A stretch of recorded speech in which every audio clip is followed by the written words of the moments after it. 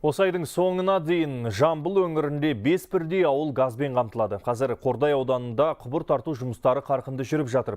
Бұл жоба Индустриалды-инновациялық даму бағдарламасы аясында іске асуда. Жобаның жалпы құны 5,6 миллиард теңге, оның 3,6 миллиард теңгесін Бәйтерек холдингі бөліп отыр. Қордайлықтардың қуанышында шек жоқ. Қақаған қыста көмір тасып күл шығарумен әуре болатын еді. Енді міне көгілдір отынға қол жеткізіп отыр. Жауаптылар осы күні 2 бірдей ауылға газ жеткізіп үлгерген. Осы айдың соңына дейін тағы 3 елді мекенді көгілдір отынмен қамтымақ. Бұл газ құбырымен қоса автоматтандырылған газ тарату станциясы реконструкция жасалып, оның өткізгіш қабілетін арттырып, 40 мыңға кубқа дейін көтердік.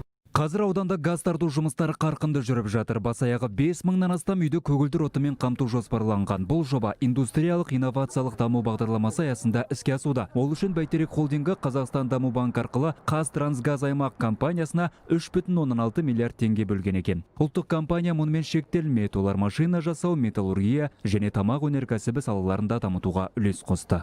Екінші 5 жылдықтың аясында 540 миллиард теңге сомасына 26 жоба мақұлданды. Оның ішінде 25 жоба 500 миллиардқа қаржыландырды.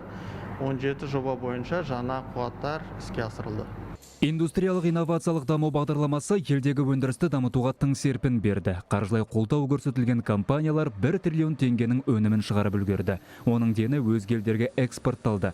Бұл қарқын енді үдей бермек. Мамандар алдағы 5 жылда елге тартылған инвестиция көлемі 1,5 есеге, ал экспорт көлемі 2 есеге дейін ұлғаяды деп сендірді. Дастан Сейілханұлы, Хабар 24.